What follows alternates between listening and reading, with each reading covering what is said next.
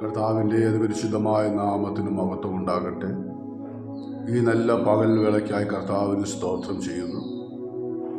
ഈ സമയത്ത് അല്പസമയം കൂടെ വചനവുമായി നിങ്ങളുടെ മുമ്പാകെ ആയിരിക്കാൻ കർത്താവ് തന്ന അവസരത്തിനായി സ്തോത്രം. കഴിഞ്ഞ ദിവസങ്ങളിൽ ചിന്തിച്ചതുപോലെ ദൈവവചനത്തിൻ്റെ ആഴങ്ങൾ ഗ്രഹിപ്പാൻ കർത്താവ് നമുക്ക് അവസരമൊരുക്കി.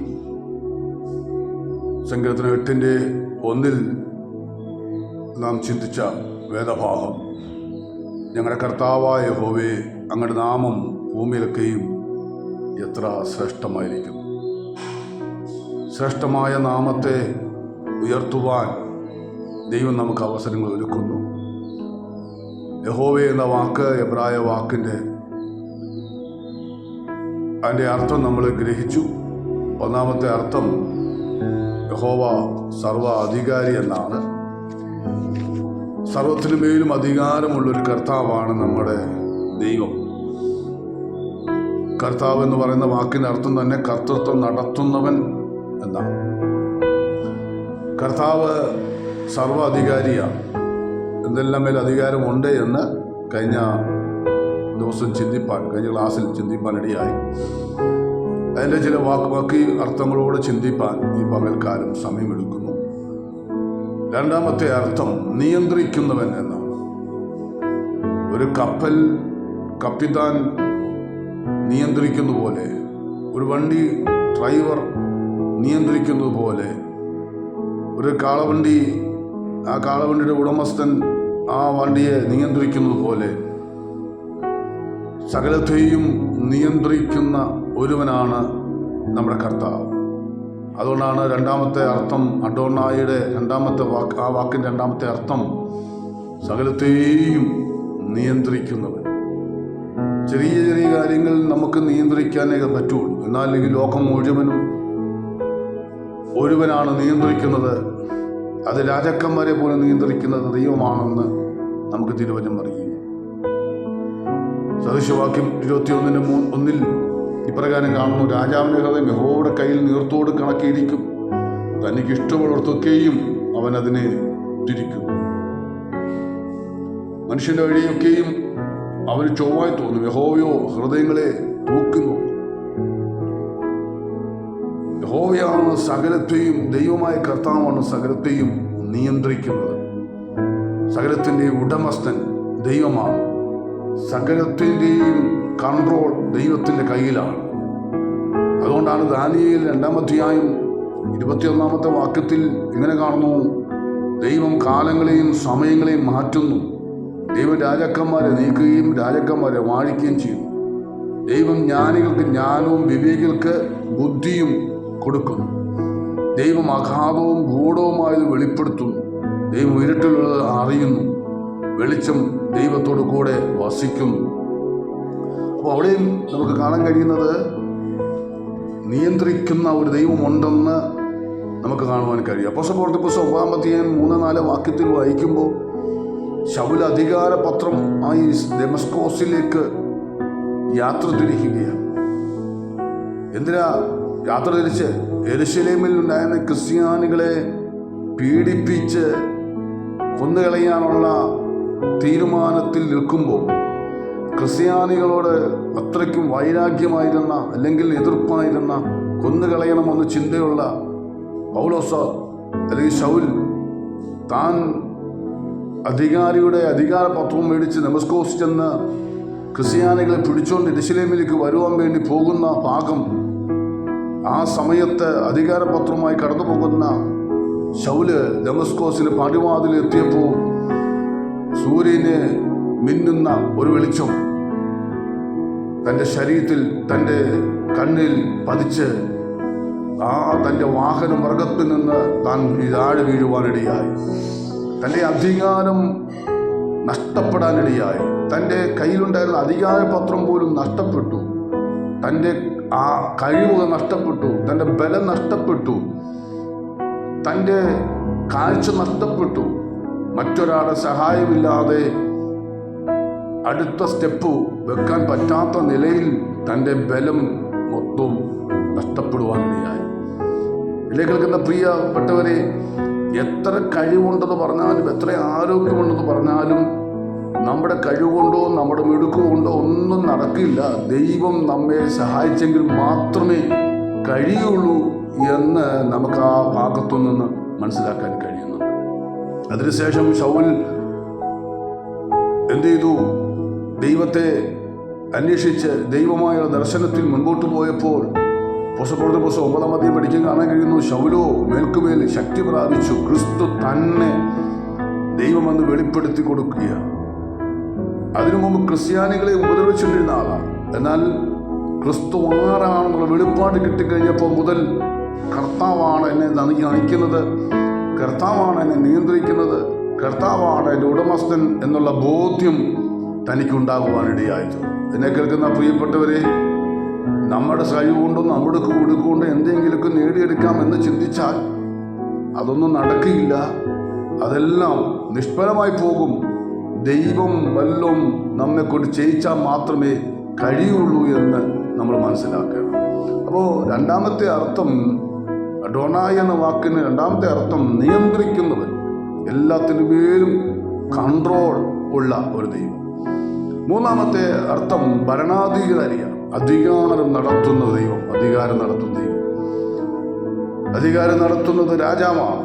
എന്നാൽ നമ്മുടെ കർത്താവും രാജാവുമായ ഒരുവനാണ് നമ്മുടെ ദൈവം. സകലത്തിൻ്റെയും ഭരണാധികാരിയാണ് നമ്മുടെ കർത്താവ്.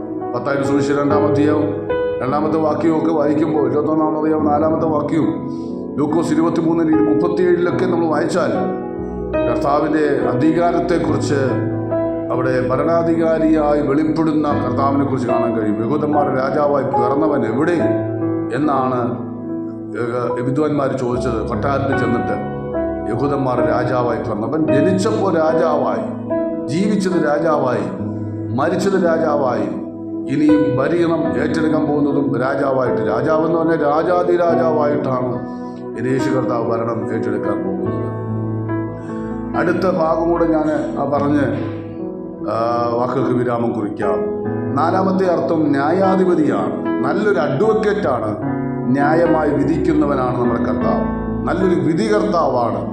യോഹന്നാന്റെ സുവിശേഷം 8-ാം അധ്യായം 7-ാമത്തെ വാക്യം വായിക്കുമ്പോൾ അവിടെ നമുക്ക് കാണാൻ കഴിയുന്നുണ്ട് ന്യായകർത്താവായ നമ്മുടെ ന്യായമായി വിധിക്കുന്ന കർത്താവിനെ കുറിച്ച്.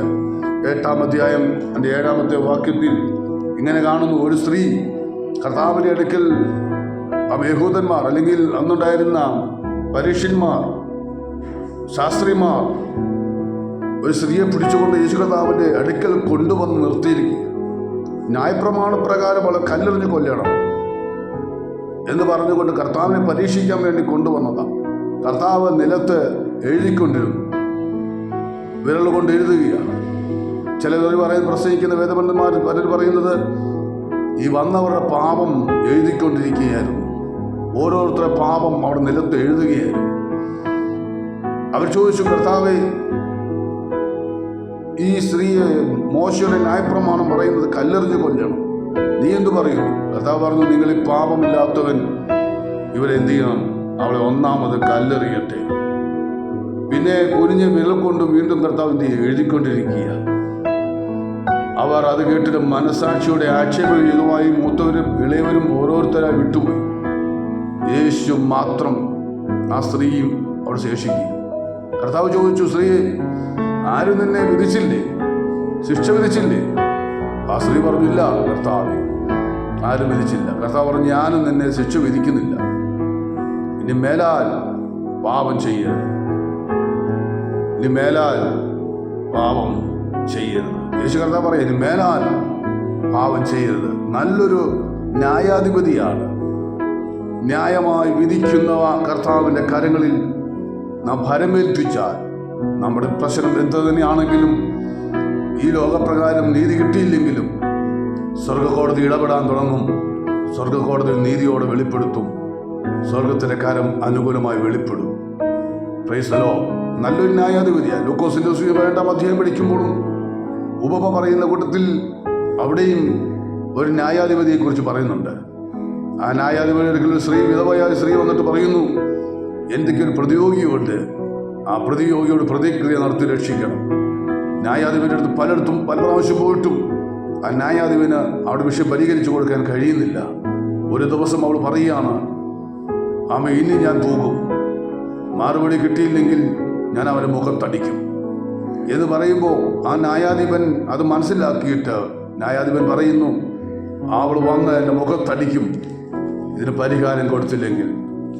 അതുകൊണ്ട് എന്ത് ചെയ്യുന്നത്? ലൂക്കോസ് 18-ാം അധ്യായത്തിൽ 7-8 വാക്യത്തിൽ അനീതിയുള്ള ന്യായാധിപൻ പറയുന്നത് ഇപ്രകാരമാണ്: ദൈവമോ തന്നോട് രാപ്പകൽ നിലവിളിക്കുന്ന തൻ്റെ വൃദ്ധന്മാരുടെ കാര്യത്തിൽ ദീർഘക്ഷമയുള്ളവനായാലും പ്രതിക്രിയ നടത്തി രക്ഷിക്കുകയില്ലയോ?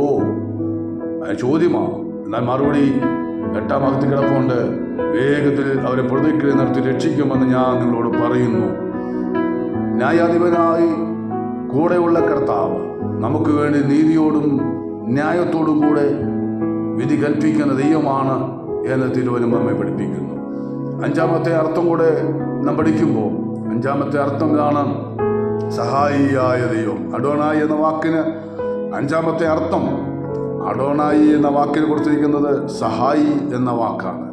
1 ശമൂവേൽ പുസ്തകം 7-ാം അധ്യായം 12 ശമൂവേൽ പ്രവാചകൻ പറയുകയാണ്, ജനത്തെ വിളിച്ചുകൂട്ടി, ഗിൽഗാലിൽ വിളിച്ചുകൂട്ടി.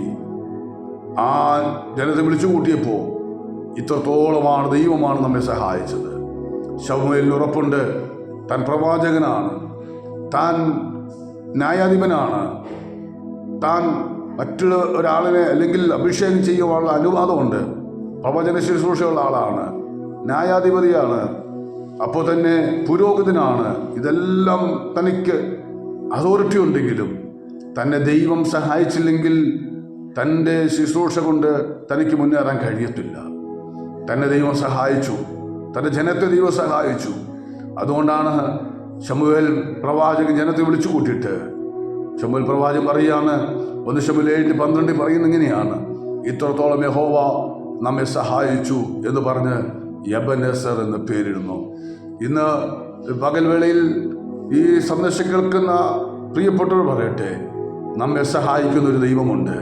ആരും നിന്നെ സഹായിക്കാനില്ലെങ്കിലും, ആരും നിന്നെ സഹായിച്ചില്ലെങ്കിലും സഹായിക്കുവാൻ കഴിവുള്ള, സഹായത്തിൻ്റെ ഹസ്തം നിനക്ക് വേണ്ടി നീട്ടാൻ ശക്തനായ അഡോണിയായി ആയ ദൈവം എന്നോട് കൂടെയുണ്ട്. പ്രിയ സ്നേഹിതരെ, ജീവിതത്തിൻ്റെ പല അവസ്ഥകളിലും വേദനയുടെ അനുഭവത്തിൽ കൂടെ കടന്നു പോകുന്നു.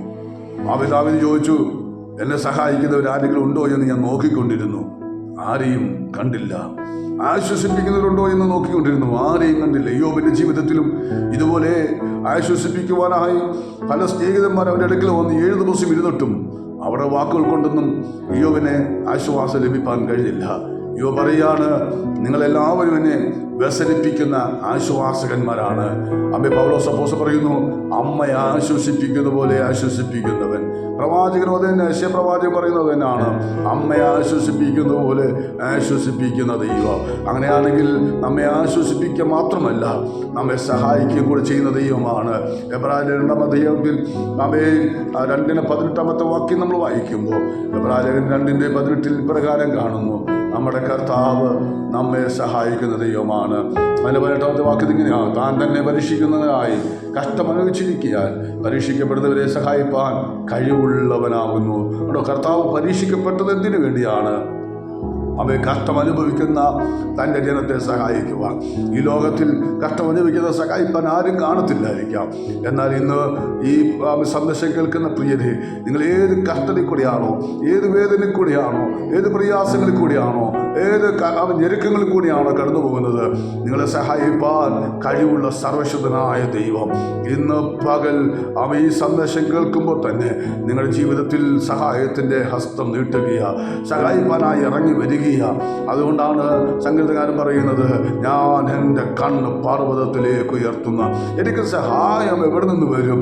എൻ്റെ സഹായം ആകാശത്തെയും ഭൂമി ഉണ്ടാക്കിയ യഹോവയിൽ നിന്ന് വരുന്നു. ഇന്ന് പകൽ നമ്മെ സഹായിക്കുന്നൊരു കർത്താവ്. അതുകൊണ്ടാണ് സംഗീതകാരൻ പറഞ്ഞത്, യഹോവേ അങ്ങയുടെ നാമം ഭൂമിയിലൊക്കെയും എത്ര ശ്രേഷ്ഠമായിരിക്കുന്നു. അവയിൽ ശ്രേഷ്ഠമായിരിക്കുന്ന അഡോണായിയായ എൻ്റെ കർത്താവ്, അവൻ സർവാധികാരിയായ കർത്താവ്, സകലത്തെ നിയന്ത്രിക്കുന്ന കർത്താവ്, ഭരണാധികാരിയായ കർത്താവ്, ന്യായാധിപതിയായ കർത്താവ്, അപ്പോൾ തന്നെ നമ്മെ സഹായിക്കുന്ന കർത്താവ്. ഈ 5 അർത്ഥങ്ങൾ അടങ്ങിയ വാക്കാണ് അഡോണായി എന്ന് പറയുന്നത്. അങ്ങനെയാണെങ്കിൽ ഇന്ന് നാം ആരാധിക്കുന്ന, അല്ലെങ്കിൽ നാം സേവിക്കുന്ന, നാം ആശ്രയിക്കുന്ന നമ്മുടെ കർത്താവ് സർവത്തിന്മേലും അധികാരമുള്ളവനാണ്, സർവഭവിഷ്യത്തിന്മേലും അധികാരമുള്ളവനാണ്. ഡോക്ടർമാർ കൈവിട്ടാൽ പോലും കൈവിടാത്ത ഒരുവൻ, ഡോക്ടർമാർക്ക് അസാധ്യമെന്ന് തോന്നുന്നത് സാധ്യമാക്കി തരുന്ന കർത്താവ്, സകലത്തിൻ്റെയും മേലും അധികാരമുള്ള കർത്താവ്, സകലത്തെയും നിയന്ത്രിക്കുന്ന കർത്താവ്, സകല ഭരണാധികാരിയ ഭരണം പോലും ഏറ്റെടുത്ത നമ്മുടെ കർത്താവ് ഇനി രാജാതിരാജാവായി ഈ ഭൂമിയെ ഭരിക്കാൻ വേണ്ടി പോവുകയാണ്. 1000 വർഷം ഈ ഭൂമിയെ കർത്താവ് ഭരിക്കും. ഇപ്പോഴുള്ള ഭരണമൊക്കെ 5 വർഷം കൊണ്ടൊക്കെ തട്ടിമുട്ടിയൊക്കെ ജീവിക്കും. ചിലപ്പോൾ ഒരു 5 വർഷം കൂടെയൊക്കെ പോകും, അല്ലെങ്കിൽ 10 വർഷം അല്ലെങ്കിൽ 15 വർഷമൊക്കെ ഭരിച്ചതിരിക്കാം. എന്നാൽ ഈ ഭരണമൊന്നും സ്വസ്ഥമായിട്ട് ഭരിക്കാൻ കഴിയത്തില്ല, സ്വസ്ഥമായിട്ട് ഉറങ്ങാൻ കഴിയുന്നില്ല, സ്വസ്ഥമായി വാക്കുകൾ കൊണ്ടൊക്കെ ചിലപ്പോൾ ധൈര്യമുണ്ടെന്നൊക്കെ പറയുന്നെങ്കിലും സ്വസ്ഥമായി ഇരിക്കാൻ പറ്റുന്നില്ല. കാരണം അങ്ങനെയാണ് ലോകം. എന്നാൽ എൻ്റെ കർത്താവ് രാജാതിരാജാവായി ഈ ഭൂമിയെ 1000 വർഷം ഭരിക്കും. അത് നല്ലൊരു ഭരണാധികാരിയാണ് എൻ്റെ കർത്താവ്. അവൻ നല്ലൊരു ന്യായാധിപതിയാണ്, നല്ലൊരു അഡ്വക്കേറ്റാണ് നമ്മുടെ കർത്താവ്. ഭക്തന്മാരൊക്കെ നമ്മൾ വചനം വഹിക്കുമ്പോൾ എന്ത് ചെയ്തു? ഭക്തന്മാർക്ക് എതിരെ, ദൈവത്തിലൂടെ നിന്ന വ്യക്തികൾക്കെതിരെ ഭരണാധികാരികൾ ന്യായമല്ലാത്ത കാര്യങ്ങൾ കൊണ്ടുവന്ന് അവരെ തകർക്കാൻ ശ്രമിച്ചിട്ടുണ്ട്. എന്നാൽ ദൈവം അവർക്ക് വേണ്ടി നീതിയോട് വെളിപ്പെട്ടിട്ടുണ്ട്, അവർക്ക് വേണ്ടി ചില നിയമങ്ങൾ മാറ്റിയിട്ടുണ്ട്. ദൈവം നല്ലൊരു ന്യായാധിപതിയായ കർത്താവ്, നല്ല സഹായിയാണ്. ആരും നമ്മെ സഹായിച്ചില്ലെങ്കിലും സഹായിക്കുന്ന ഒരു നല്ല കർത്താവ്. മാതാപിതാക്കന്മാരെ സഹായിക്കുന്നതിനേക്കാൾ, സഹോദരങ്ങളെ സഹായിക്കുന്നതിനേക്കാൾ, പ്രിയപ്പെട്ടവർ നമ്മെ സഹായിക്കുന്നതിനേക്കാൾ നമ്മെ സഹായിക്കുക കഴിവുള്ള അഡോണായി ഇന്ന് പകലും ഈ സന്ദേശം കേൾക്കുന്ന എല്ലാ പ്രിയപ്പെട്ടവരിലും സർവശക്തനായ ദൈവം എല്ലാവിധ നന്മകളാലും അനുഗ്രഹങ്ങളാലും നിറച്ച് സഹായിക്കട്ടെ എന്ന് ആത്മാർത്ഥമായി പ്രാർത്ഥിച്ചുകൊണ്ട് ഞാൻ വാക്കുകൾക്ക് വിരാമം കുറിക്കുന്നു. സർവശക്തനായ ദൈവം ഏവരെയും അനുഗ്രഹിക്കുമാർ. എന്നെ കരുതും ഉള്ളം കരത്തിൽ എന്നെ വഹിക്കും, തള്ളിക്കളയാതെ